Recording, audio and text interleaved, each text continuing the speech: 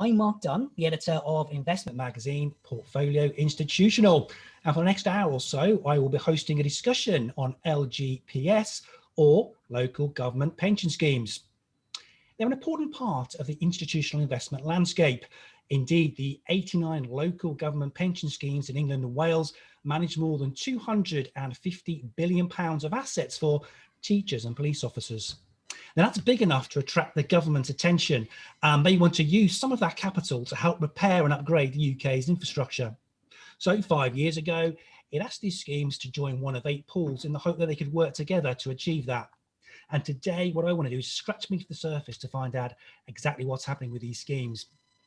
And to do that, we've put together quite a diverse panel of people working across the spectrum here. And I think it'd be good to let them introduce themselves. Ken, could we start the intros with you?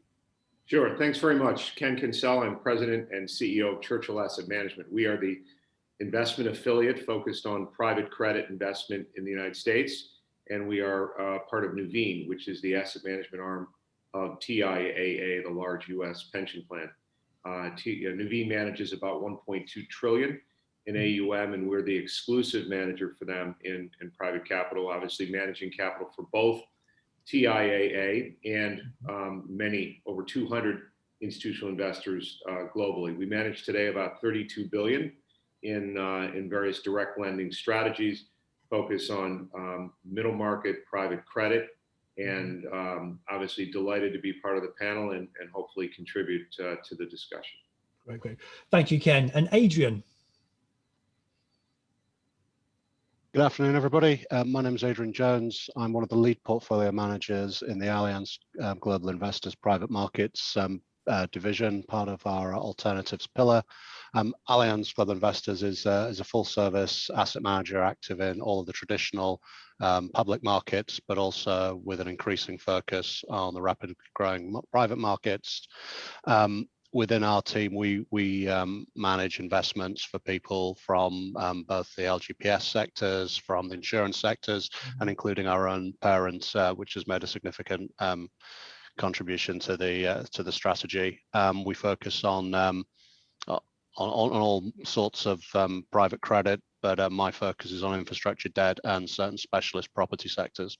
And we have amongst our UK clients a number of LGPS, none who have yet moved their investments into a pool. They're still holding their private credit individually, but we endeavour to facilitate that as and when people start doing it. The sense we've got is people have done public markets first. I'm sure we'll start talking about that soon. Jennifer. Thank you, Mark. Good afternoon, everybody. My name is Jennifer ONeill. I'm an associate partner in Aon's global investment consulting practice, and I lead on the work that we do with the LGPS when it comes to responsible investment. So I work with a wide range of LGPS across England and Wales, but also in Scotland and Northern Ireland, helping them to determine what the best way to implement their principles as part of their investment strategy looks like. So I'm looking forward to the discussion today. Thank you, Jennifer. Simon. Good afternoon, Simon Davey. I'm head of private markets for local pensions partnership investments, snappily named LPPI. We manage approximately £20 billion of assets under management for 3 local government pension schemes, and obviously strong focus across those funds for strategies across alternatives and in the private markets. And the allocations have been increasing, I would say, over the last couple of years there. Okay, thank you. And Daniel. Good afternoon. I'm Daniel Booth, the CIO of Board of the Coast, the 50 billion local government pension plan, the largest of the 8 managing assets on behalf of 11 underlying councils. Thank you. Thank you, Daniel. And of course, last but not least, joining us on the line, Neil. Yeah, hi, Neil Mason. I'm head of pensions for the Surrey Pension Fund. We manage £5 billion worth of assets for over 110,000 pension members. We're part of the Board of the Coast pool. Apologies for my lack of visibility. I understand Portfolio International are looking to find a appropriate photograph. So I gather they'll go through their back catalogue of George Clooney photographs, which is a pretty close match. Well, yeah, it depends on your performance in today's discussion. Okay, if you do a good job, we might actually pull out a George Clooney. or Danny DeVito, depends. Who knows? It's up to you, Neil. Really is. Okay, guys. Thank you very much for that. Daniel, could we start with you? Could you just give us a little flavour on how the pandemic is impacting or changing your investment strategies? Yeah, sure. Differently across each of the business lines. So I think on the alternative commitments, we launched our program a little under 3 years ago. We've raised 6 billion in alternative commitments. We fully committed the first 2 series, and we're committing the current series, which is the largest one that we raised, about 2.5 billion for the current year, 2021. We've seen a slight slowdown in over the crisis in drawdowns, as there was a bit of uncertainty over pricing. We saw a reduction of transaction volumes, but that picks back up, and we're seeing transaction volumes and drawdowns as expected, or pretty much in line with expectations. So our alts program is generally proceeding on pace. We've had some nice markups on our private equity programs. I think we looked at one co-investment opportunity in a transport asset, which we decided not to pursue with due to COVID, more on the freight side than the customer side, but just the uncertainty around some of the dynamics there. So I think marginal impact on the alts program, but generally I think we're in line with expectations. On the equity side, we saw quite a big rotation out of value into growth stocks, and then vice versa at the end of 2020. So coming into 2020, tech stocks and growth stocks looked quite highly expensive compared to the broader market. So in our external funds, we're slightly tilted towards value stocks, although we're not taking big factor exposures. That did lead to a drawdown among our external funds, and we recovered that in the fourth quarter. We rebalanced into that, so taking money out of outperforming managers and into underperforming managers. And we saw a big recovery in November as the vaccine news were announced, and people rotating back into cyclical, cheaper value stocks. So we think that there was a market dynamic where the growth and technology stocks were expensive. They got even more expensive due to the crisis and the reinforcement of some of those trends, and some of the delays in the regulatory action and reviews of some of the anti-competitive behaviours of those companies. But we've seen that rotate in the fourth quarter last year and this year. And then one of the other things that we did, we launched a credit fund in March, which was an interesting time to do a transition. So we caught the peak of the spreads, which has led to pretty good absolute and relative performance as those have compressed throughout 2020. So I think a marginal delay in our projects, but we've been building the business, hiring people, deploying money in investments as expected, albeit with a slight delay on some of those, but not material. And then obviously just being adapted to the investment environment, and probably a little bit more focused on things like rescue lending during the period in our private credit portfolio. Thank you for that, Daniel. Thank you. Simon, how are you managing this uncertainty that Daniel mentioned? I think on with a particular focus on the private market side, if we think back through the pandemic and then through to through the start of this year, clearly we had some big bouts of volatility, around initial lockdown and the uncertainty of when we're coming out of that. I think that presented some opportunities in private credit where there was some flexibility on that side during the course of last year, which has led to some healthy performance where there was uninvested capital. I think on the, if I look across real estate, broadly speaking, I think, speaking for our portfolio in terms of sort of direct assets in the UK and some funds, probably held up comparatively well. I think, there were certainly some issues over valuations and valuation uncertainties during the course of last year, but the assets have performed well. I wouldn't say we've changed the investment thesis there. I think it's probably accelerated some of the trends that were already in place on, challenges for retail, increasing focus on logistics, questions over office space. On the private equity side, I think there probably were some concerns over, the need potentially to prop up some businesses that were either heavily geared or going to suffer on the basis of a lockdown and a severe economic lockdown and shutdown. I think it didn't materialize as badly as we might have expected, and actually, the private equity asset class, broadly speaking, has held up fairly well, and maybe some of that's just a delayed reaction, and we'll see coming through this year when we come out of lockdown and emerge into a sort of more free economy. Some of the impacts there. On the infrastructure side, I probably agree definitely with Daniel that there's been some delays, certainly in the first half of last year, but then actually there was a bit of a surge of activity towards the end of last year and carrying on into this year, but it's been in very specific subsectors. So, it's probably fair to say that everybody would have thought an airport investment would have been a core infrastructure investment in times pre-COVID. That's probably one of the subsectors where everybody would think pretty carefully about, the timing of when you get into an airport again, and maybe the gap between willing buyer and willing seller is particularly large.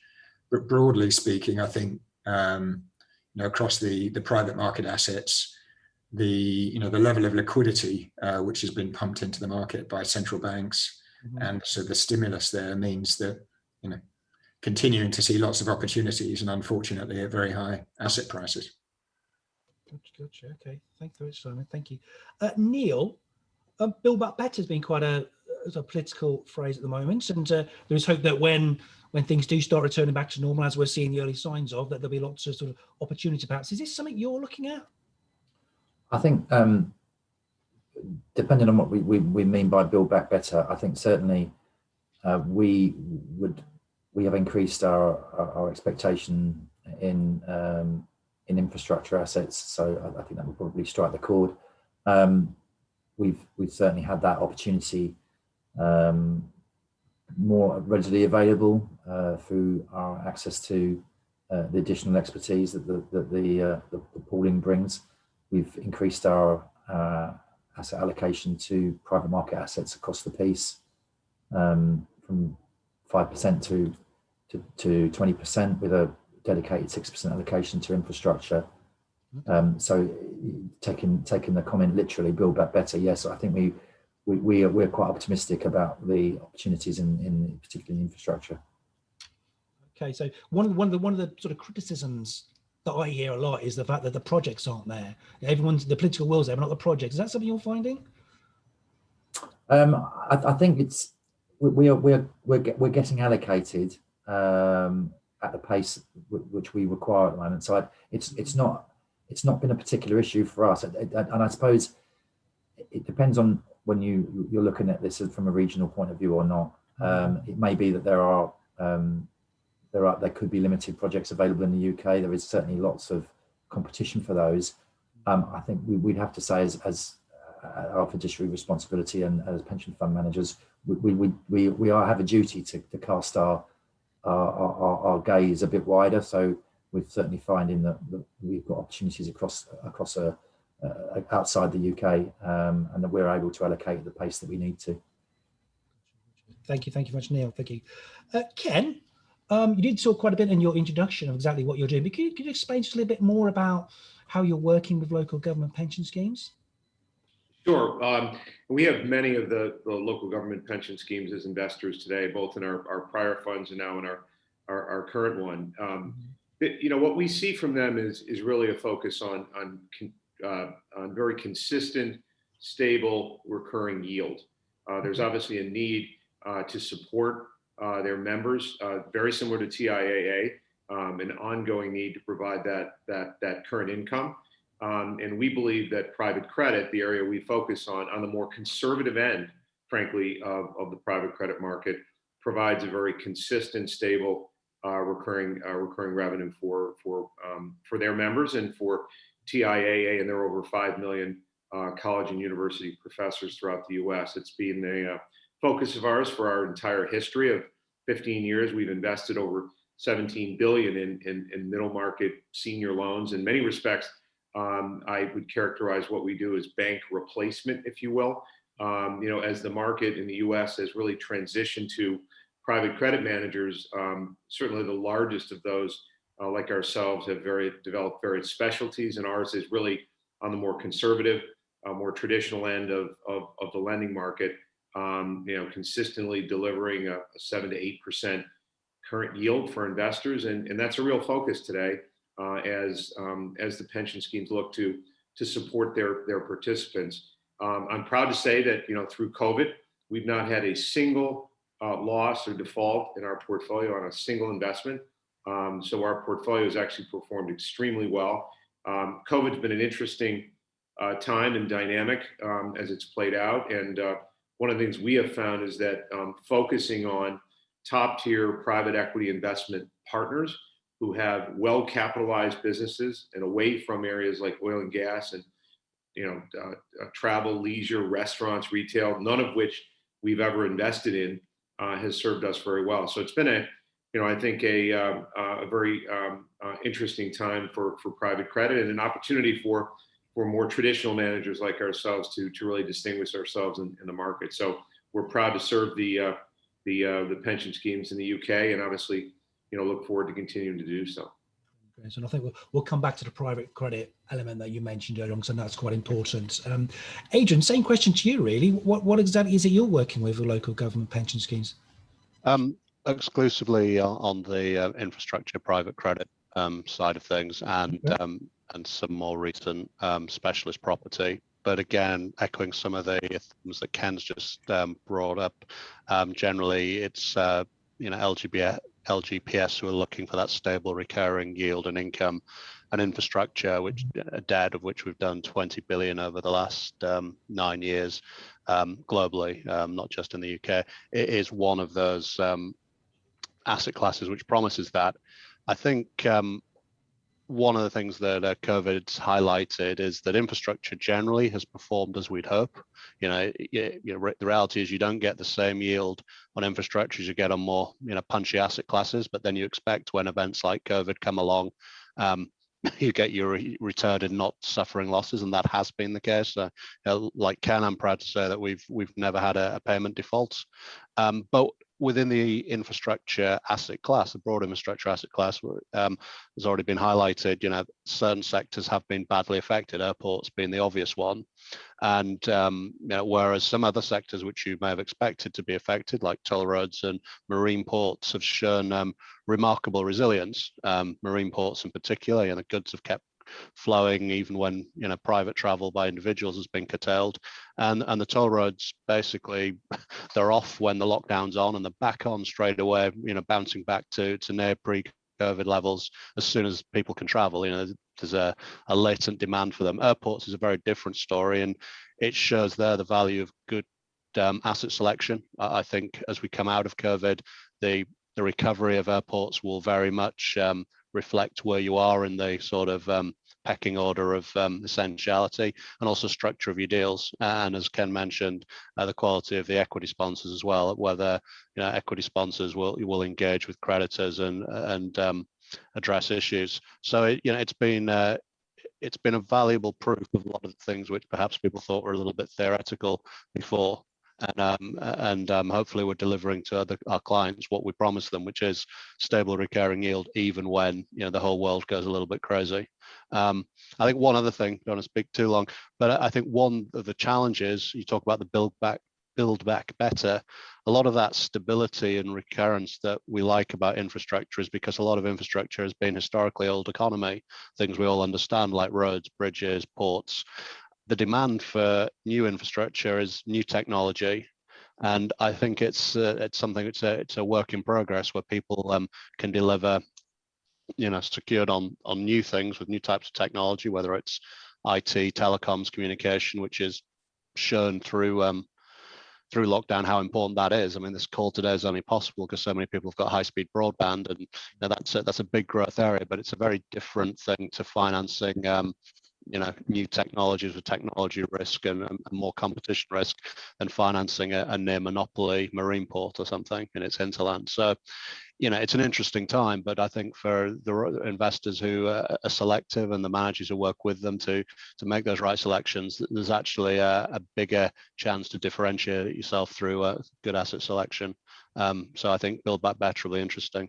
A lot of the activity in infrastructure, I have to say, is merger and acquisition related right now. I think there is a shortage of greenfield projects, certainly in the UK. In other parts of the world, we're doing things, globally, Latin America, across Europe, less so. But in the UK, I don't think there are as many greenfield projects. I think a lot of the activity is mergers and acquisitions driven, focused on infra. And thank you very much, Adrian. Thank you. And Jennifer, what kind of conversations are you having with your clients in this space? Yeah, so just to pick up on a couple of themes that Adrian's outlined there, actually, there's a lot of resonance there with discussions that I'm having across the LGPS space. One theme in particular has been, and this connects very closely to my specialism in terms of responsible investment and advising on that for funds. One theme which has been quite consistent throughout the pandemic and beyond is renewable energy infrastructure. Now, whether those are operating assets or whether those are development assets where you're taking a little bit of development risk and taking or expecting to get a higher commensurate return alongside that. So that theme of new technology, the transition to a low carbon economy as part of the overall objective and strategy setting at fund level is something that comes through very strongly. I think we're all aware of the different range of stakeholder pressures across the LGPS when it comes to managing those dynamics. For example, how funds deal with setting a net zero investment strategy target when perhaps the local authority has set or declared a climate emergency and set a commensurate target. Those are conversations which funds are looking for ways to address and to implement in a constructive way across their portfolios. So that feeds into real asset allocations as well as conventional vanilla asset allocations as well. Thank you, Jennifer. Can we just talk about pooling for the moment? Neil, I know that you're in Daniel's pool, so just pretend he's not here for the moment. Are you seeing any benefits from pooling 5 years on? I honestly think pooling's been really beneficial for Surrey as a fund. So Surrey, all of our management is sourced externally. We have a very small team with limited expertise in investment due diligence. What pooling has provided for us is we've made direct savings through economies of scale and management fees we're paying. We're able to access solutions which, when essentially, Daniel will forgive me for saying this, I consider his team to be an extension of my investment team. So we have access to that external specialist talent that we might not otherwise have had. This enables us to tap into hitherto markets that we weren't able to, particularly that's in evidence where we just didn't have the scope to really get into the reads of private markets and the savings that's brought. And I suppose looking forward, the suite of opportunities within our particular pool gives us the scope where we have opportunities potentially to look at hybrids offerings whereby we can access internally managed resource and the savings that can bring. So and also I probably also mentioned there's a soft benefit of pooling, which isn't perhaps isn't the first thing on an investment panel's mind, but the opportunity to collaborate on an ongoing basis with so many other partner funds to come to consensual positions and to learn from best practice has been absolutely valuable for Surrey. So it's been a really positive move for Surrey. Great. Yeah. And Simon, when it comes to pooling benefits, do you feel that your member funds are feeling the full benefits, or is there any area you need to improve on? Look, I'd echo what Neil's already said about the broader benefits of pooling, and I think the evidence is there when you look across the sort of the international markets at the size of Canadian and Australian funds, which are running $100 billion plus funds, and the scale and opportunity that brings in terms of resourcing definitely makes a difference. And in that context, spreading LGPS funds across 89 schemes seems madness by comparison. So I think for the schemes in LPPI, I think we've managed to build up a bit of scale, certainly on the private market side, and start to engage on direct investments and co-investments that I think just enhances that control and governance, and allows us to enhance the client's experience, in terms of also what they're aiming for. If we're going to bring in responsible investing agenda and some of those objectives, it's much easier for them to control. And the other obvious point is, if done well, of course, you can reduce the fees. But, for most of us, in the case of LPPI, we're probably on the real asset side, tripled the size of the team over the last 3 or 4 years. But we're still a relatively small team. If you're running global strategies, you absolutely need the managers, you need the fund allocations as well as the directs. I think it's definitely been positive from accessing capital. I think there are some good examples on the direct infrastructure investing where pooling capital has helped us access transactions and deals that we wouldn't otherwise have had. That's great. And Daniel, you had quite a glowing reference there from Neil. I mean, has pooling been quite a challenge for you? I think it's been a big success. So I think on the cost front, which was one of the initial drivers, there's been a big success, and I think that this will be a little bit more publicly available, the information over the coming years as it's released. But generally, when you're thinking about costs, the ability to internalize some of those external activities will save you fees, and you really need scale to internalize activities. So we run about 25 billion in active equity and fixed income. Half of that we do in-house, half of that do externally. Of course, the in-house stuff we run on a cheaper basis than the external stuff, although we think both approaches are appropriate, and we offer them to partner funds. But there's also like your tax reclaims or your stock lending revenues, or how efficient you are at negotiating brokerage fee agreements, etc. So there's a lot of costs and efficiencies that you can get in. But really the opportunity, I think, is really on the investment side. So to go to the international market and say we've got 50 billion of long duration capital, where we're seeking sort of growth opportunities, positions us very well with the international market, and anybody in the alternative space will want to speak to us. And I think each of our individual partner funds would not have that level of access, but to have a professional team at Border to Coast with the scale of the assets just means that we're a credible partner. And it also enables us to have a much bigger industry voice. So when we're promoting standards on the RI or ESG front, so we've got a current initiative with Auburn, our alternative consultant, to improve RI and ESG reporting in alternatives. We've done a lot of work on the public assets, and we're trying to expand that across the range of assets on the platform. But also professional risk management, larger teams, less key person risk. As Neil mentioned, a wider range of options. So we'll be launching shortly sort of a non-investment grade credit platform or fund, which will give people a broad range of access to different parts of the non-investment grade credit market, as well as access to global real estate and global alternative strategies across the different verticals that we manage.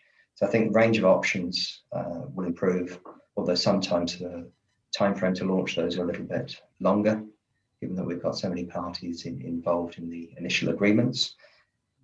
Collective voice is a big thing, having professional in-house risk management, larger teams, and then I think there are cost savings from multiple angles.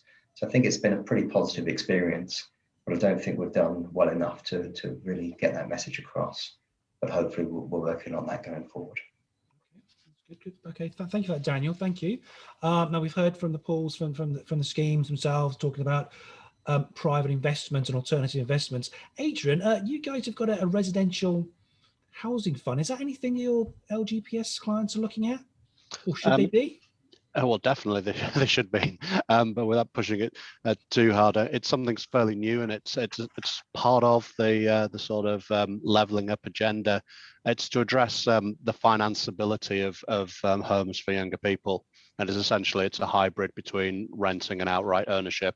It's meant to be more equitable, and that's something that's only been made possible because of our relationships with LGPS schemes. It's taken us 3 years to bring it to market in a form which works for everybody, all stakeholders, and LGPS members who are going to close the first fund with us have been a key part of that through their due diligence on both us and our service providers. So yeah, it's an asset class that everybody in the UK is familiar with. Everybody's got an opinion about housing, but it's a way for LGPS schemes to work.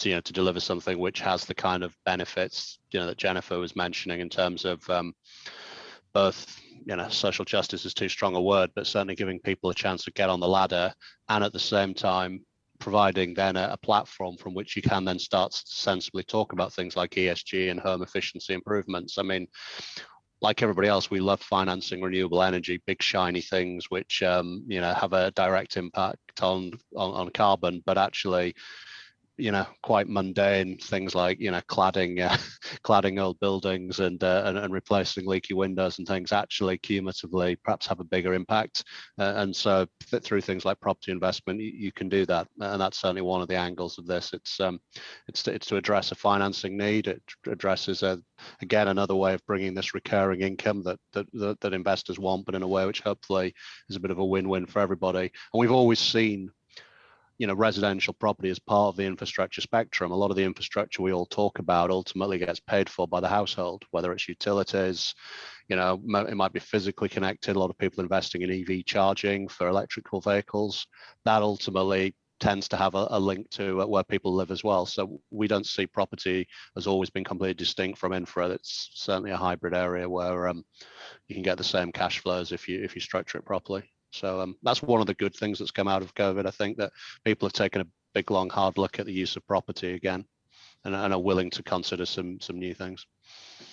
Thank you very much, Adrian. Now, Ken, you talked a lot about private credit. I mean, how's that fared during COVID? I mean, what other sectors have performed better? Are some sectors performed better than others? Oh, absolutely, and that's a great question, Mark. It's been an interesting journey. Certainly when COVID became much more severe, we obviously, as many private credit managers did, turned to focus on our portfolio companies and working with our private equity sponsors, owners, to make sure that they had adequate liquidity and were able to weather the storm. I think from our perspective, COVID has proven to be, in many respects, a validation of our historical investment approach. So I mentioned earlier, we do not invest in oil and gas, which obviously saw probably the most immediate impact. And then we saw obviously travel, leisure, restaurant businesses, retail, none of which we've historically invested in. So in many respects, our portfolio fared much, much better than many other direct lenders, obviously a more conservative approach. We saw a fairly modest number of our companies impacted by COVID, principally in healthcare and in some of the some of the businesses that were fundamentally very good businesses, but were physically closed for a shorter period of time. I would say pretty much across the board, the private equity firms we work with recognized that it was a very short-term impact, not a long-term secular issue, and so they stepped up immediately to provide liquidity and support as needed. It certainly helps that our average equity contribution in our deals has been averaging around 55-60% equity. So lots of capital backing these businesses, very, very high quality, and so support was forthcoming very quickly. As I mentioned, we did not have a single default during COVID or loss, and I think that's attributable to the sponsorship dynamic that I mentioned.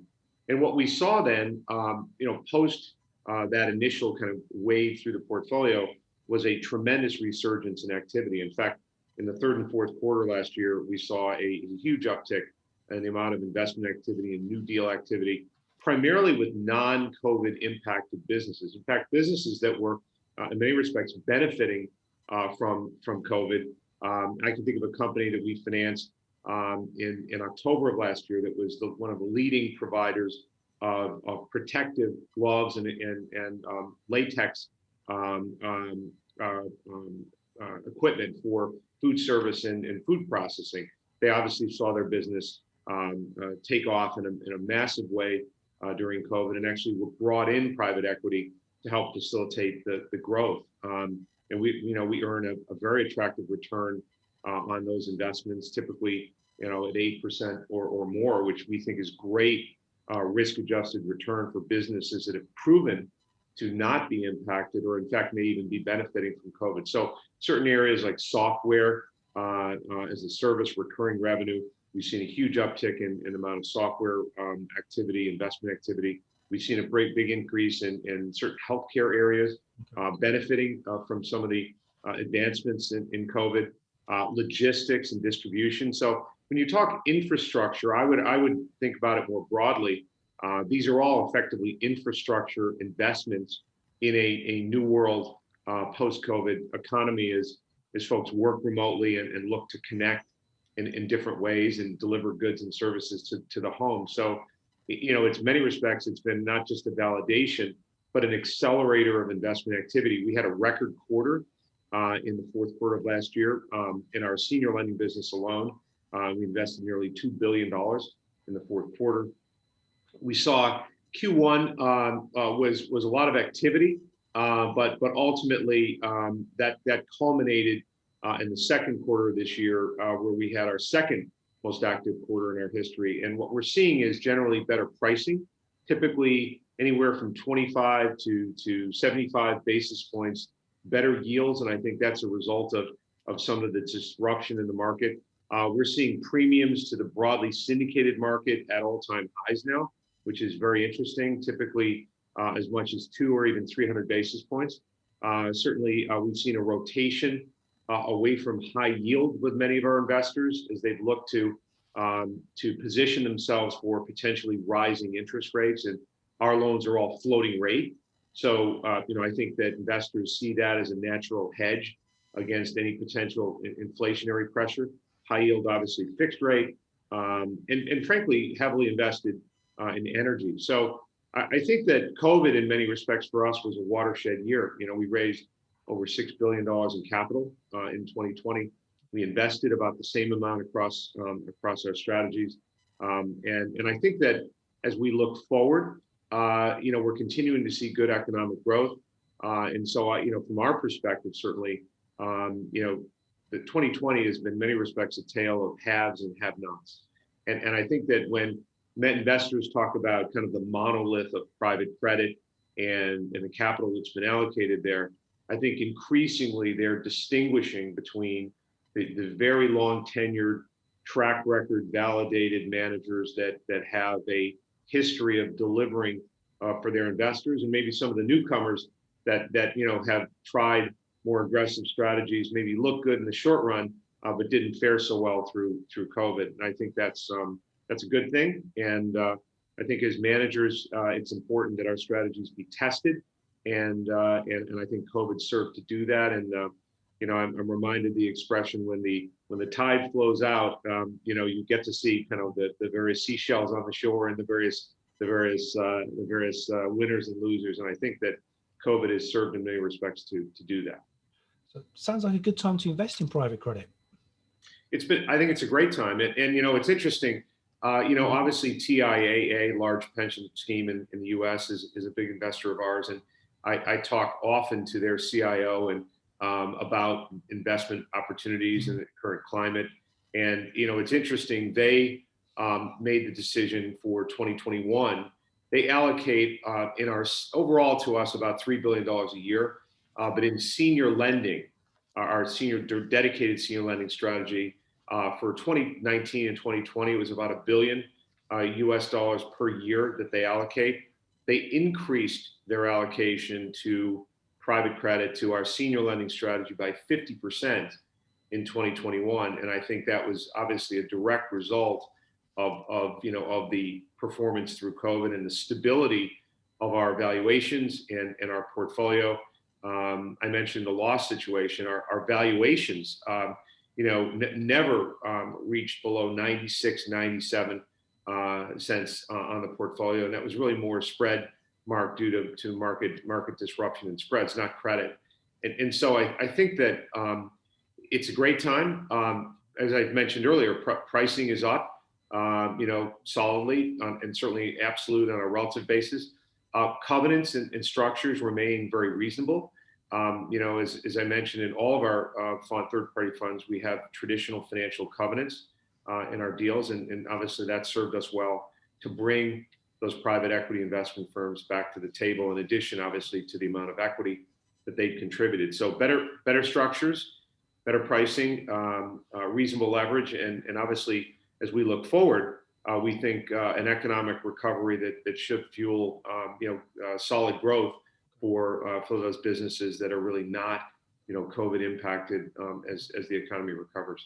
So the asset owners you're speaking to, your clients, are they starting to see this market now differently than they did, say, before the pandemic?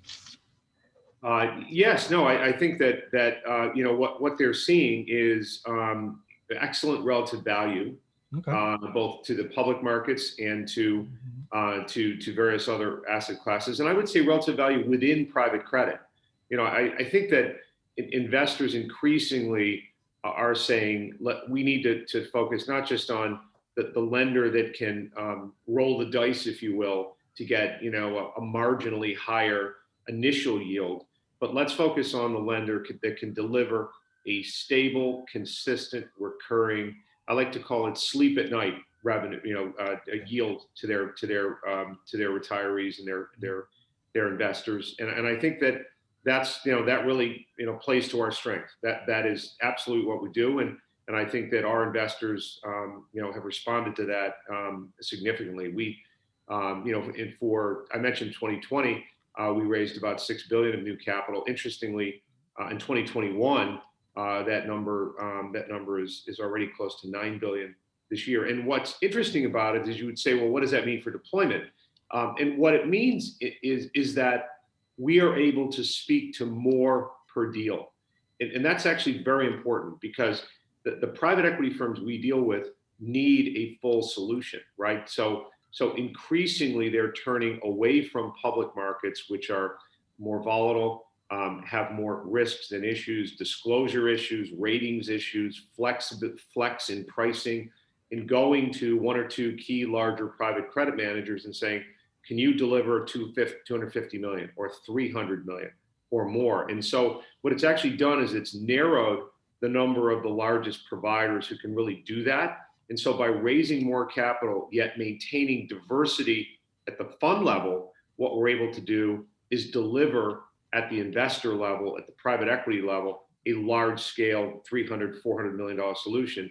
And that actually distinguishes us relative to our peers. So more capital in an interesting way is actually helping us access a broader pool of opportunities, and in many respects, provide the solution relative to, let's say, a syndicated, public markets execution. So it's been, I think, helpful to the growth in private capital and private capital managers relative to kind of the public markets.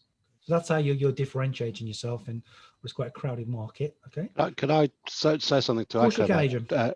I think it ties in with what the pooling is trying to do, is that this is a phenomenon we've seen in infrastructure for a long time, that if you're doing a big project, you've already got a lot of things to manage, and having a syndicate of 25 lenders is something you can perhaps do without. So I think it's always been a differentiator in the kind of big ticket infrastructure to try and get people who have sufficient size that they can maintain diversity and make big single asset investments.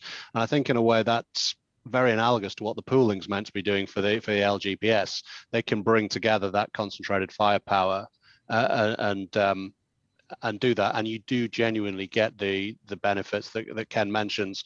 It's not just pricing. In fact, it's interesting, when projects are at a certain stage, pricing is almost a secondary discussion. It's what terms is the capital available on, and how long is it going to take, and I think that's where the LGPS perhaps historically, were perhaps more pushed more into passive roles, but I think through pooling and things, they can be one of those players that sits at the top table and says, we can deliver you X% of your funding need, but we need these special terms, and that can then extend to things like ESG reporting, frankly. And if you want to get bespoke ESG covenants, that the rest of the market perhaps isn't there yet, then the way to do that is to be big enough that people, are encouraged to accommodate that. So I think the two things that Ken brings, is talking about, is very much analogous to what LGPS is itself trying to do: correct concentrated pools of capital that they're therefore more effective.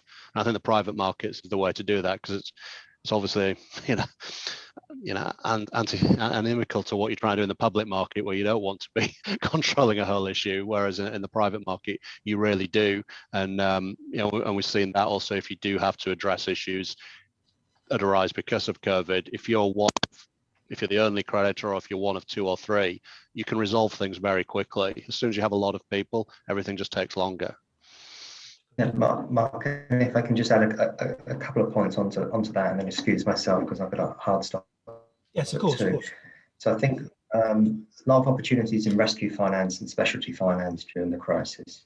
I think we rotated into more direct and senior lending at the end of 2020 and into 21, because I think, as Ken mentioned, pricing's up and covenants are better. So I think the risk-adjusted returns there look relatively attractive. I think there's still ongoing opportunities in specialty financing as the banks have stepped out of some of the mezzanine businesses that they used to be in. What I would say is that there was an element of concern with direct lending pre-COVID, as sponsors were putting add-back-ons to earnings numbers. So the multiples were not probably as what they reported as being, which is generally not good practice. And you see that practice sometimes at the end of cycles. So I do think the opportunity is more attractive now than it was pre-COVID. Okay. So just wanted to add that, and then thank you for inviting me to the panel today. No problem. Thank you very much, Daniel. It's good to hear you. Thank you. Thank you. Thank you. Gotcha. Okay, Neil, I believe you're leaving us as well. So thank you very much for sharing yours. Thank you. Thank you. Simon, can we move to you on this point here about direct lending? I keep reading how it's getting more and more competitive, and that means that some deals are being offered sort of what they call COV light. Is that something you're aware of? For sure. I mean, I'd sort of echo some of the views which have already been expressed in terms of, I think, coming into COVID, we already saw quite a sort of borrower-friendly environment emerging, and a squeeze on the covenants and the nature and the terms under which people are able to borrow. And I think there is a sort of a cycle there. I think with some of the larger direct lenders, it's a case of deploying capital. I suppose the counter to Ken's position is that when you get to a certain scale, the need to deploy the capital is greater than the opportunity set out there, and you need to go for the larger deals, and it begins to look a little bit like the public markets. I'm not saying that's what Church will do, by the way.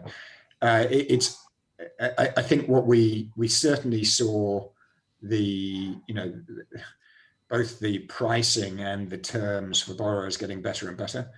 I think the COVID did result in a bit of volatility, a bit of repricing of senior loans, a bit of a squeeze from the traditional lending base of banks, which just, that relative pricing is better. My general observation across all the private markets is that, we saw better terms, a very short-lived opportunity set, if you like, for certain asset classes. There was a bit of a mark early last year. It's come back and almost moved on again. Asset prices in almost every sector, with the exception of a few subsectors, have just increased. So credit's tighter, prices for assets and yields are lower in both infrastructure and real estate, and there is a huge quantum of capital looking to get stable returns. So the challenge, I think, for those deploying capital in this environment is picking the right type of opportunities and managers to deploy that, because everybody, I'll be a little bit glib, everybody's offering a net 8 to 10% for almost every asset class in private markets, right? Now, given what's happened to real yields, given what's happening to the quantum of capital chasing deals, that's not going to happen. So you have to be very careful about where you deploy that capital. Okay, thank you, Simon. Ken, Simon mentioned there you have to be careful what kind of manager you choose. I mean, what sort of questions should I be asking guys like you, and what should you be saying when it comes to manager selection? Sure, and I would just echo Simon. I think what Simon has said is absolutely the case, and you know, it's interesting. It's a bit nuanced, but I think it's a very, very good point, Simon.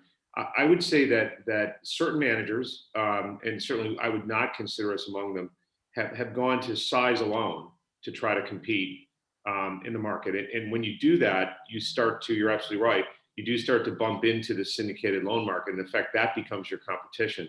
I would say that what we have tried to do is stay within our lane, and we've done a good job of that. I mean, our typical company is in that traditional middle market, average cash flow of around 40, 50 million, which is comfortably within the lane of the better structures, covenants, et cetera. But I do think there's a dynamic playing out where the private equity firms are actually defaulting to private credit and actually giving us access to great terms. In terms of certainly what I would look for, recommend that investors think about as they evaluate managers. Number one, and I think this is so important, sometimes ironically it does get overlooked, is really the consistency and stability of the investment team, not just the investment committee members, but the entire broader organization. How are they at attracting talent, retaining talent?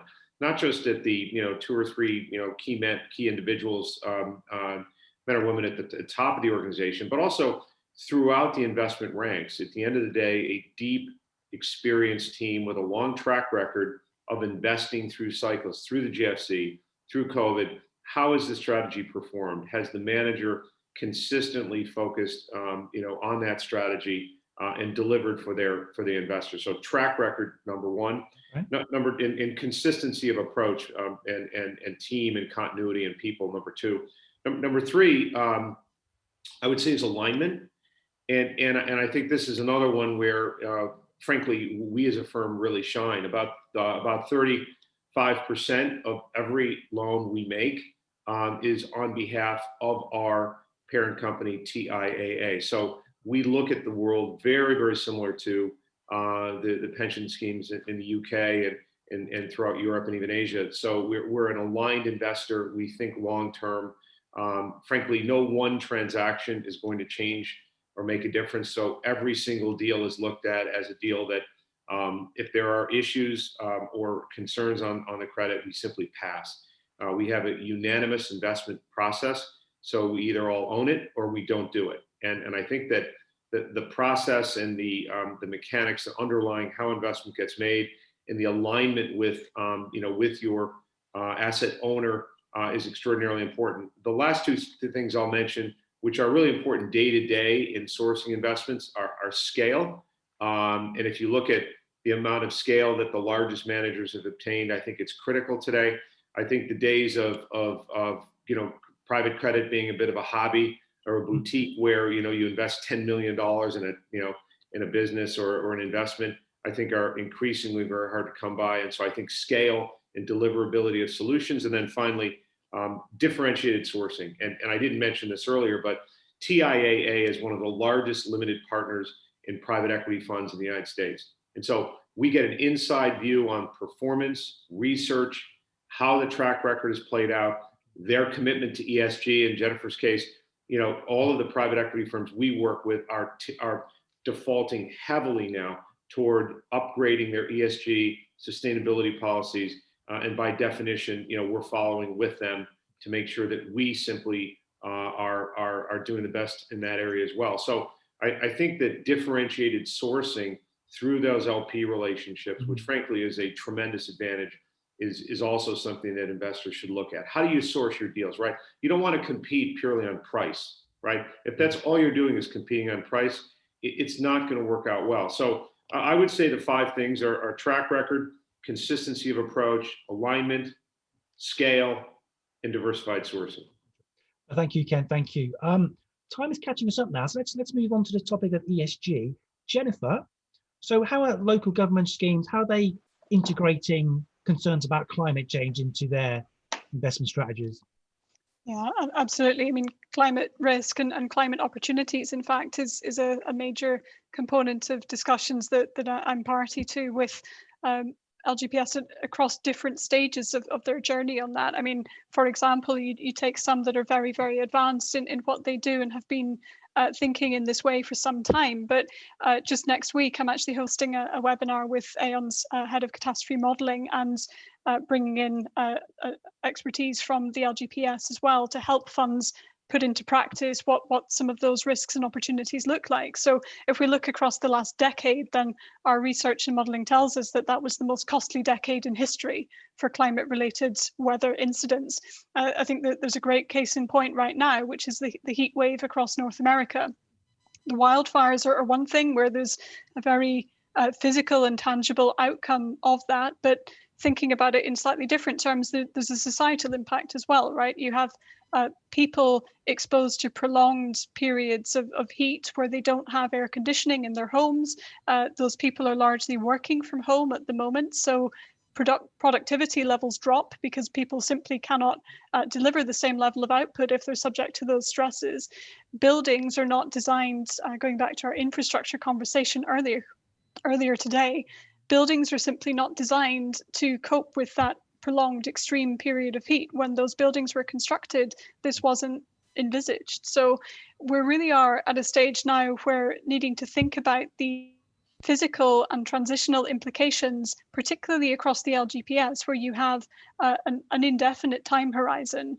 You know, this is a problem and a challenge that will face these funds for decades. So dealing with that now, thinking about where the risks and opportunities sit, that's partly why we're seeing indications from government about the introduction of mandatory reporting across the LGPS in the same way as mandatory reporting is now in place for the corporate sector. So prompting those evaluations at fund level, using the expertise within pools as well to help identify and determine where those opportunities sit is really a fundamental piece to that puzzle. But what I would say is that climate risk is something that takes up a meaningful amount of time, rightly so, but it's not the only ESG consideration out there.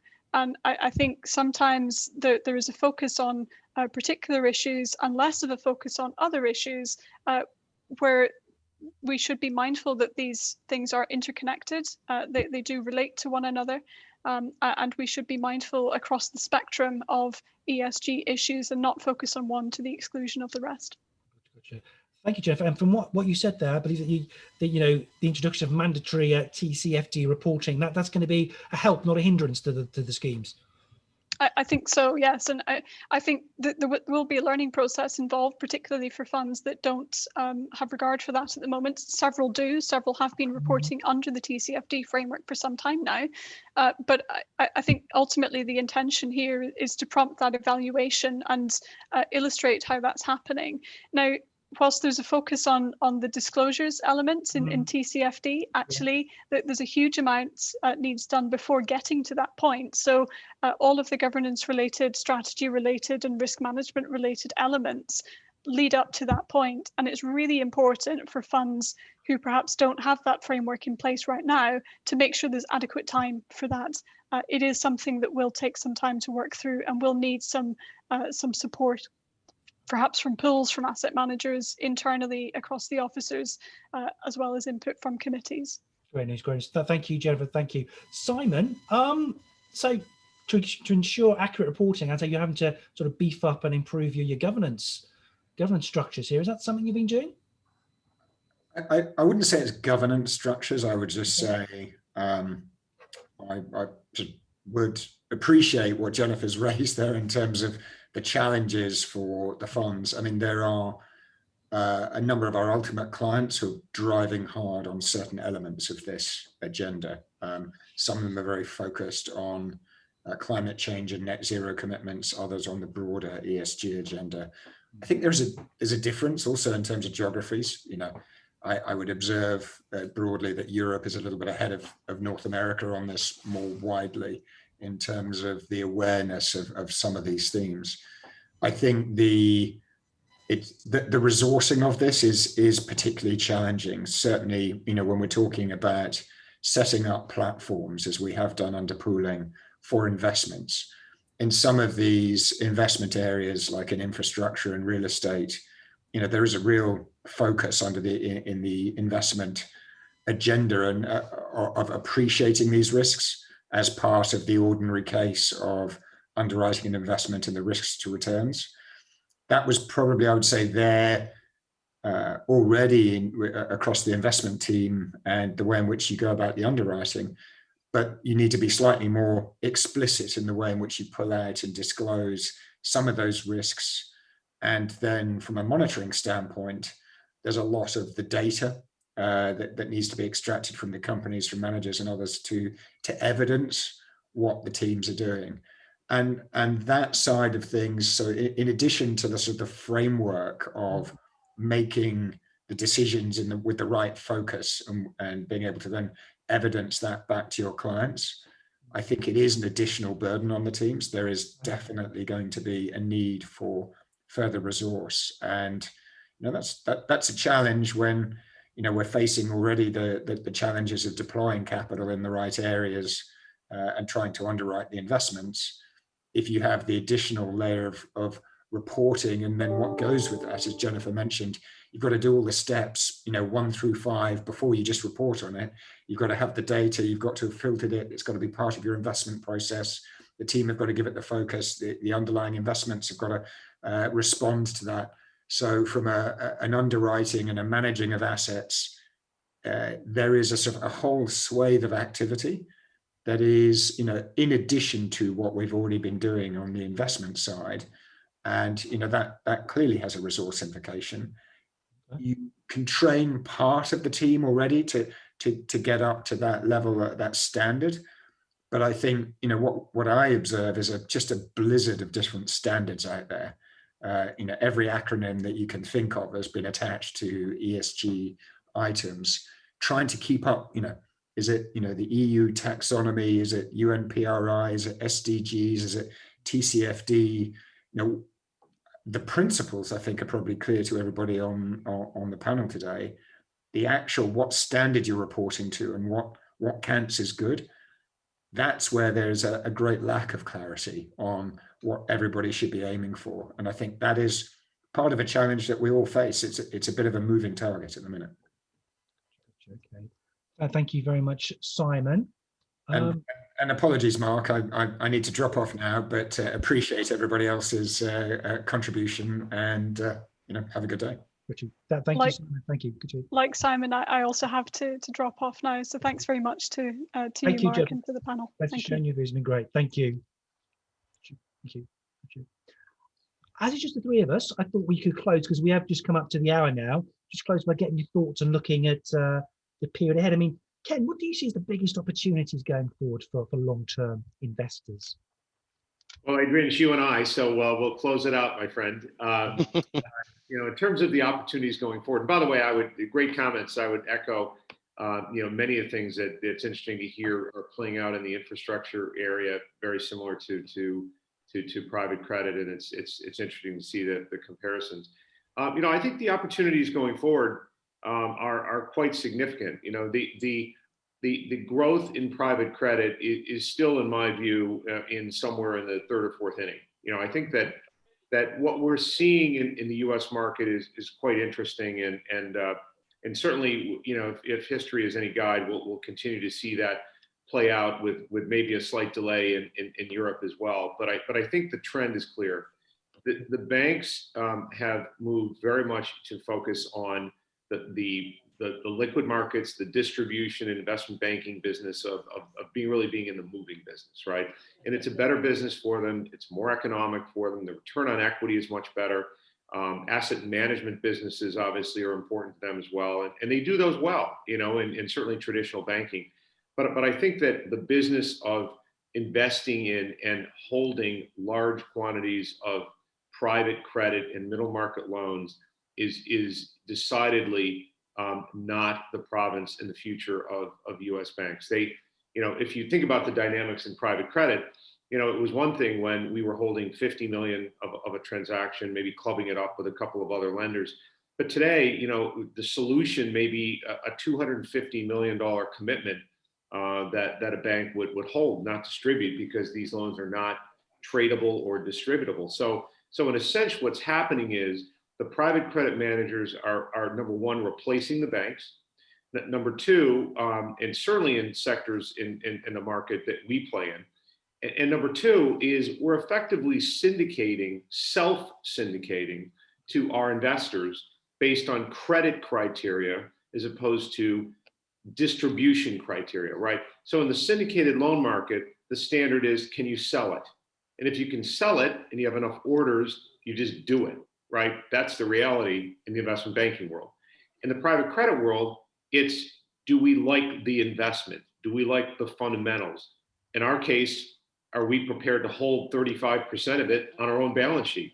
And so that's a very different dynamic, and it's a healthy dynamic. So I would argue that the changes in regulation and capital requirements as they've rolled out in the US, and as I expect they will continue to roll out through Europe, will benefit private credit, will create broader and larger opportunities for institutions investing in private credit, and will increasingly favor large-scale, well-capitalized, aligned managers with track records that have been borne the test of time. And so in that sense, as you think about the opportunity long-term, I think the future is extraordinarily bright. And I think that in the near term, certainly with the economies now coming out of COVID and economic growth very much on the near and intermediate term horizon, we see terrific risk-adjusted return opportunities, in the near term. And certainly in the case of senior lending that we do at a floating rate, to the extent that inflation does rear its head in any form, our yields actually benefit. So I am extraordinarily bullish on both the near-term opportunity, but even the longer-term one, certainly for large-scale asset managers like ourselves. I mean, I think Ken's done a brilliant job of summarising. It's spooky how similar our views on this are. I think the only thing I'd add to that is that actually, if anything, the quantitative easing that keeps going on, the liquidity support to the banks is if anything, slightly slowing that transition. I think the direction of travel is obvious, that investors are the natural holders of credit for whatever period they want. For Ken's business in the mid-market, I suspect it's slightly shorter durations, more about total return. In some of ours, it's longer durations, and it's about capturing rates as well as spreads. But there's room in all this for everybody. But I think actually the banks, maybe not the US banks as such, but the European banks have perhaps stayed at the party longer than they would have done because of all the support they've been given. But that will end, and that will give a correction. And I think, I just hope investors are positioned for when that liquidity is withdrawn, because I think, as Ken said earlier, the weaker deals, which he's been declining, which we hope are declining, when there isn't that secondary market of bank syndication to support all of that, then and it's just real money chasing it, then only the good deals get done. As you say, if you're buying to distribute, it's a completely different mindset to if you're buying to hold. And I think in 9 years on 20 billion, I think we've had 2 investors sell anything, and that was because of a change in their own circumstances. And so it's a really stable source of capital for long-term borrowers, but it does require that people approach it in a way that it's a long-term partnership. It isn't just the old originate distribute model. But I agree with Ken. I think this is a sector that investors can invest with confidence because there's a high amount of transparency. We directly meet our borrowers, we negotiate terms directly, we know what their businesses are about, and it's our decision whether we join them or not. It's not just something we're forced to participate in because of an index or something of that nature. Guys, thank you. It's been great to hear your views. This is great. We are completely out of time now. Yeah. So I'd like to thank you both for joining me for this discussion. And of course, I'd like to thank you both as sponsors as well, Allianz Global Investors, Churchill Asset Management, and Aon. So thank you very much for your time, guys, and goodbye. Thanks a lot. Cheers. Thanks very much, Mark. Thank you. Goodbye.